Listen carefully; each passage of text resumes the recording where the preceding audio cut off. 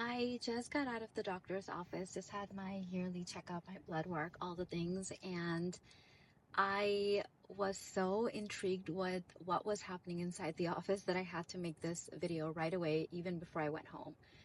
My doctor is amazing. This is the second year that I've seen her in my new neighborhood. The staff at this location, oh my gosh, the girls that they have at the front desk, they were losing it on patients. They were screaming at people on the phone over like, I said spell your name, like. And then if someone had like to check in, they were rolling their eyes at this person, and I just could not believe it. Here's what I need you to know. If you are a business owner, you need to make sure that you train your employees' nervous systems, okay? Like if you need to get my 3-week nervous system reboot and like give it to your employees, you need to do that yesterday. This is like so messed up on so many levels, not just like the actual like treating your patients like crap, but also the fact that the energetics of this whole thing is so off. I've shared this with my clients before, but my mom was a big stickler that how you treat the people that walk in to your business, whether it's your online business or your physical business, like that is what controls your income. That is what controls your Barakat, like what God adds to that. How many more clients God sends you, okay? And the doctor is like super sweet, like so nice. Otherwise, after what I saw, like there is I was just intrigued as a business owner that like she's okay with these women treating her patients like they're like, misbehaving little children that need to be disciplined in this way. I cannot imagine treating any human being like this, let alone customers that are literally walking in the front door. There was a man that was there that was like, he was sick and he was trying to figure out like what he's going to do about this very important meeting, and the way that they were treating this man and the way that they were like rolling their eyes at him, and I was appalled. Okay, every single person that you hire in your business, including you, needs to be trained in nervous system regulation. Because here's the thing, my work doesn't just take you to like base level survival, it expands your capacity.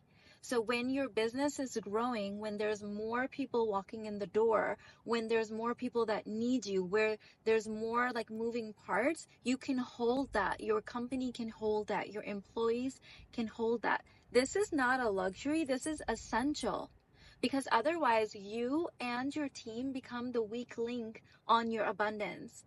And then you complain saying things like, oh, like, I want more clients, or I'm not getting paid enough, or you can't hold it. You can't even properly hold the people that are there right now. Okay? Like, and I get it. Like sometimes clients and patients can be difficult, but what I saw in the office was not difficult patients or clients. In fact, under the circumstances of people literally being abused, they were behaving quite calmly, which was quite interesting to witness. The other thing I want to say is that none of these women gave me any crap, because I have done my inner work. I have a very strong inner authority, and people know not to mess with those kind of systems. And so even though they were rolling their eyes and screaming at the other patients and treating them like they're like misbehaving little children, they did not do that with me. Miss Mina, okay, talking to me very properly. It all comes down to your power, your inner authority, how you carry yourself.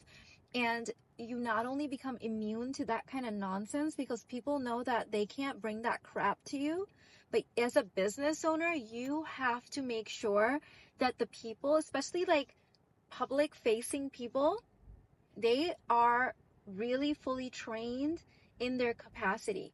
Ideally you hire people that already have that, but if you haven't, I would make sure that they are getting the work like they're doing it. Like I would make that mandatory training in my company. This kind of stuff would not fly, treating people that way. Like that would mess with your Barakat so bad. Like I was texting my husband from there. I'm like, am I like, because he set up my appointment, he found this doctor for me, he makes me go to these like yearly checkups and everything. I was like, am I being punked? Like, is this Saturday Night Live? Like, is this a joke? And he's like, well, last year it was fine. I'm like, yeah, I went to the other location and the staff was great. But like, I'm like, this is like funny. I wish I could have recorded some of it. It was just craziness. But the thing is, we see this kind of stuff. I'm sure that there's businesses where you go and you shop and you see this kind of stuff going on. You're like, how is the owner of this business allowing this?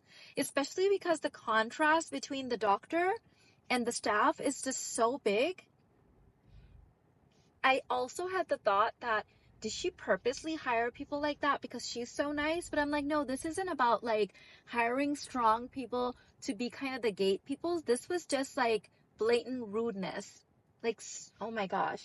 Okay.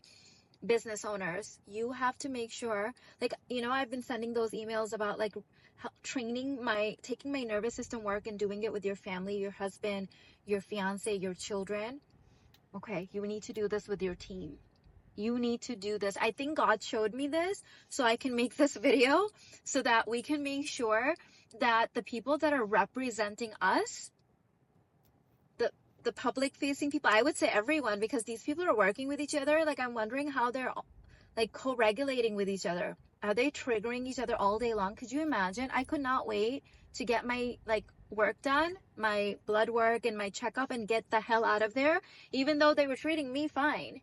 But just like being around that environment was like traumatic. Like, I need a minute. Like, what? Link to nervous system reboot is in the description box. And my work doesn't just get you to base level survival. It doesn't assume you were in the negative and now you're in the base level survival. It rewires you so you can actually hold stuff. Your team needs to be able to hold the abundance that you are calling into your door. Otherwise, they become the bottleneck. Emotional intelligence, your emotional intelligence and your team's emotional intelligence, which by the way begins with the nervous system work that I'm literally teaching you in this course, is the most essential thing to how much abundance you can hold, how many clients you can hold, what kind of results you can get for your clients, what kind of energy you bring to the transaction, and how much more can you hold of that is dependent on your nervous system and your team's nervous system. Let me give you an example from our recent life. So we ordered brand new furniture for our media room, and we've bought from this company before. We've loved their furniture, and so we went ahead and ordered from them again. And it was like this modular piece that it turns into like a whole pit. Okay, so in the media room we like to be able to like spread out and lay down and watch movies, and so we ordered this whole big system, right? And then two of the ottoman pieces that create the pit didn't show up. They're missing. And so now my husband's like calling this company like every single day trying to figure out what the hell happened with those two ottomans, because we can't create the pit without them, and we have the entire other system. And we were just getting, it's like some random person's picking up every single time, and we're just getting the runaround. Like, they don't know anything, they can't help us, like they're very unempathetic. And then my husband kept calling back, and the one day he ended up getting this lady, and she was so empathetic. Like, she still didn't help us. We still don't have the ottomans, just so you know. Like, they've promised us we'll have it by next month, but we still don't have them. However, this conversation was so different. I just remember being in the room, and she was on speaker, and she was so empathetic. She was so kind. She was so regulated that in that moment we felt seen and heard, and we were like, okay, it's gonna be okay. Like, they'll figure it out. Even though she didn't necessarily say anything other than what the other guys were saying, but the way that she delivered it, the way that she was regulated, the way that her voice was, the way that she was empathetic towards our situation, that now we just spent like tens of thousands of dollars on this system, and like the two ottomans are missing and we don't know where they are. That when you have someone like that, you know that your company can hold abundance. You know, like that experience made it where I literally just placed another order with that same company yesterday. But if that woman hadn't got on the phone regarding that other thing, it would have left like a negative feeling for me, right? Like I would have been like, okay, well, you can't order from them again because if something goes wrong, you're not going to get an answer and they're not going to be able to help you. But knowing that, okay, you know, it's a one-off thing. We've ordered from them before. That woman basically like smoothed out the roughness and the edges of that entire experience because she was so regulated, because she had so much emotional intelligence. This is why it's so essential that you know this.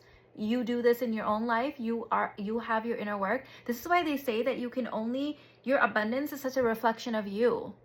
How much you can hold in your nervous system, that's how much love you can hold. That's how much abundance you can hold. That's how many clients you can hold.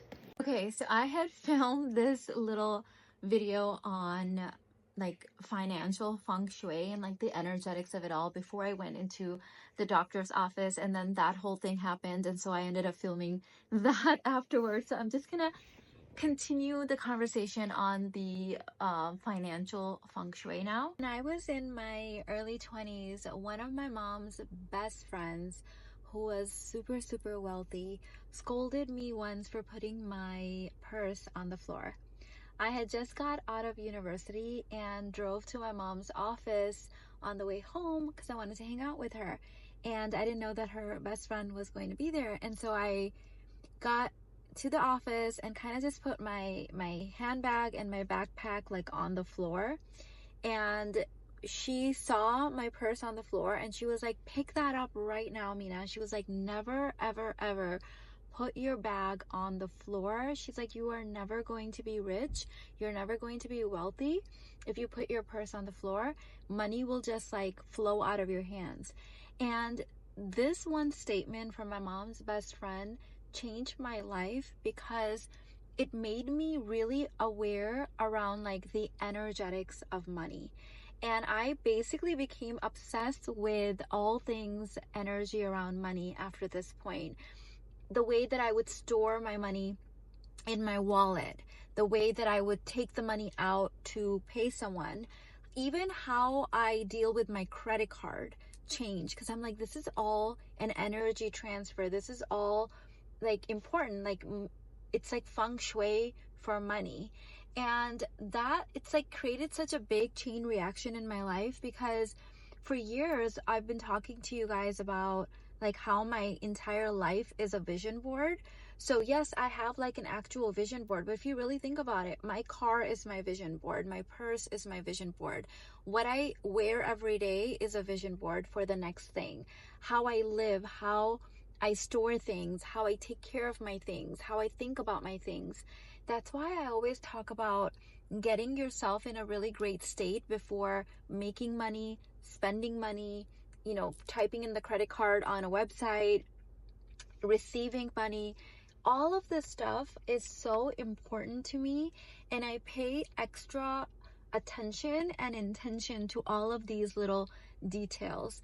This is why like I'm, you know, redecorating my home right now, because not only is my home my vision board, like I'm also my home's vision board. And what I mean by that is my next level informs how my surrounding is going to look, but my surrounding also informs what my next level is going to be.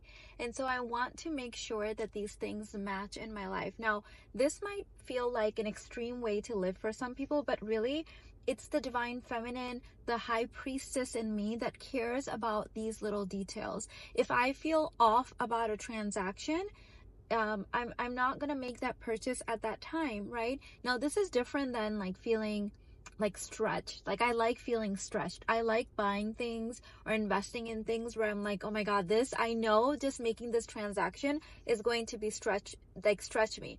But let's say that like I'm being pressured to buy something.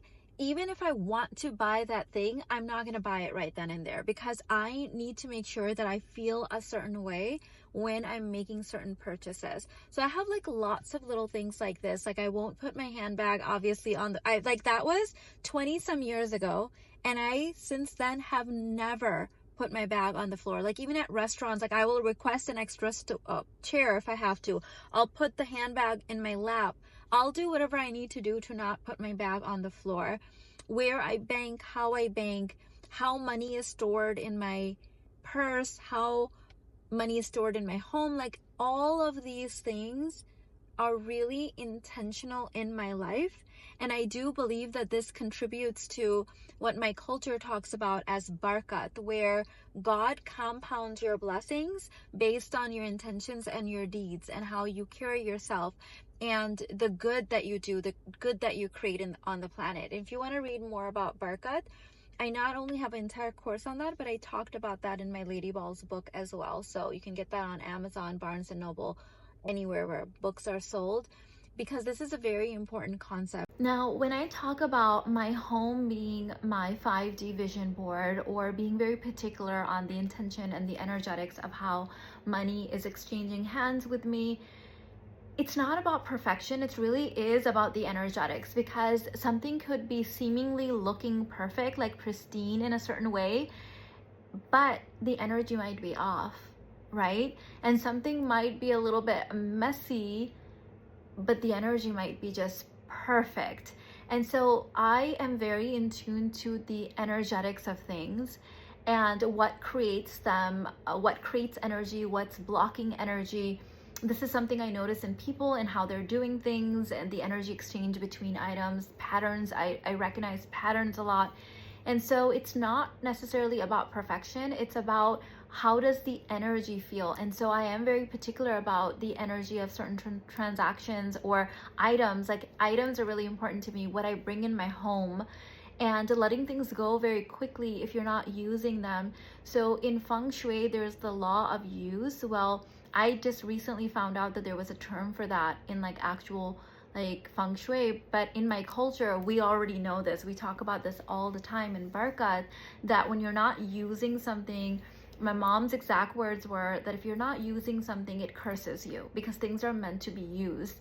And so either use it or give it away to someone who will use it. And so I am very particular on giving items away when I'm not using them.